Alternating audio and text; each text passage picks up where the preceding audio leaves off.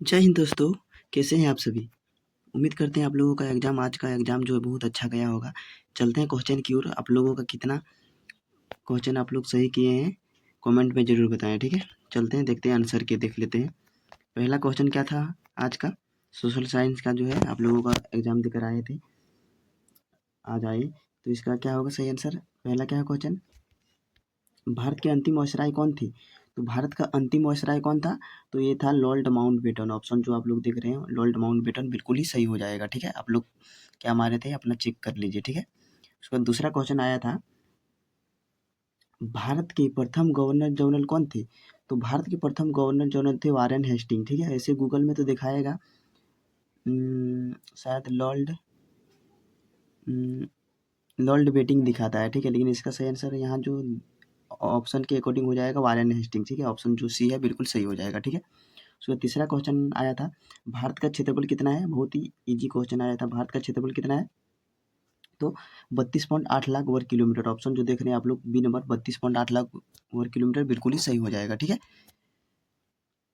उसके बाद चौथा क्वेश्चन आया था, जनसंख्या की दृष्टिकोण से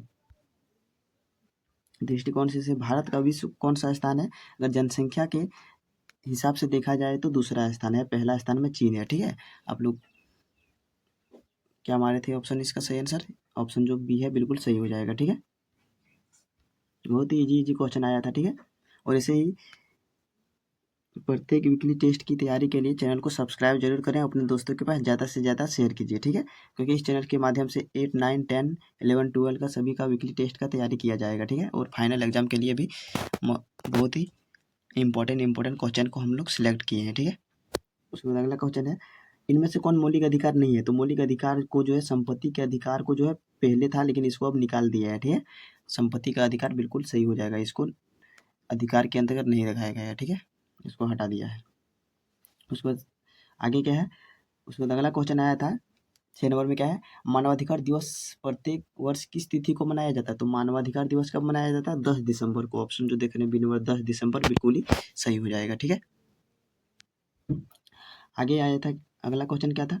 हाँ, अगला था, भारतीय संविधान में वर्णित मौलिक अधिकारों की संख्या कितनी है? तो मौलिक अधिकारों की संख्या कितनी है? तो 6 है। मौलिक अधिकारों की संख्या 6 है, ठीक है। बहुत ही इजी क्वेश्चन था। उसके आगे क्या था? 8 नंबर में था, कालाहस्ती क्या है? कालाहारी मरुस्थल किस महाद्वीप में स्थित है? तो कालाहारी मरुस्थल जो है कहाँ है? ये है अफ्रीका में। ऑप्शन जो देख रहे हैं आप लोग अफ्रीका बिल्कुल सही हो जाएगा, सी नंबर इसका सही आंसर हो जाएगा, ठीक है। आप लोग गूगल में चेक कर सकते हैं। उसके बाद नाइन्थ में क्या आया था? 9th नंबर में, रेगिस्तान का जहाज किसे कहा जाता है? रेगिस्तान का जहाज जो कहा जाता है ऊँट को कहा जाता है। ऑप्शन जो देख रहे हैं ऊँट को बिल्कुल ही सही हो जाएगा, ठीक है। उसके बाद 10 नंबर में आया था, विश्व का सबसे बड़ा गर्म मरुस्थल कौन सा है? तो विश्व का जो देखा जाए तो सबसे बड़ा गर्म मरुस्थल कौन सा है? तो इसका हो जाएगा सहारा मरुस्थल। ऑप्शन जो देख रहे हैं बी नंबर सहारा मरुस्थल बिल्कुल ही सही हो जाएगा, ठीक है। तो एमसीक्यू टाइप क्वेश्चन दो लगभग 10 क्वेश्चन, लगभग क्या 10 क्वेश्चन पूछा गया है, ठीक है। उसमें से अगर सब्जेक्टिव में आए तो कितना पूछा गया? 1, 2, 3, 4, 5 गो क्वेश्चन जो सब्जेक्टिव पूछा गया, जो कि पंचोक 20 नंबर का था, ठीक है। तो इसका सही आंसर क्या हो सकता है? देखो इसमें क्या लिखना था, झारखंड के प्रमुख त्योहार कौन से हैं?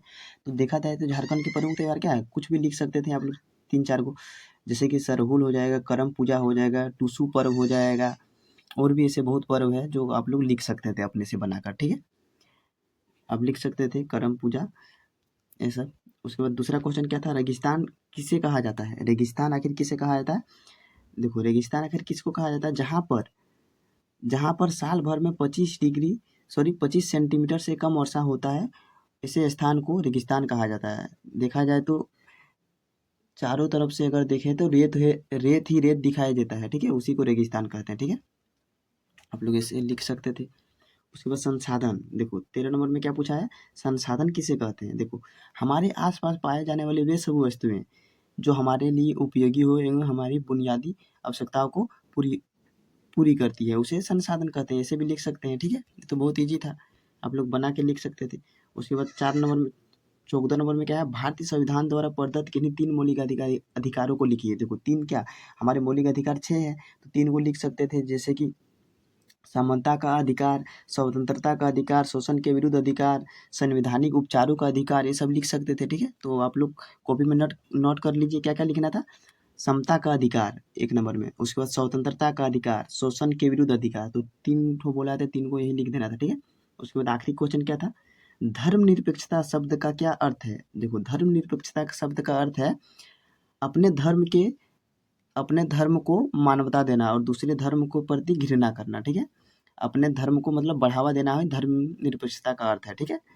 और दूसरे धर्म के प्रति घृणा करना है, इसका अर्थ यही होगा, ठीक है।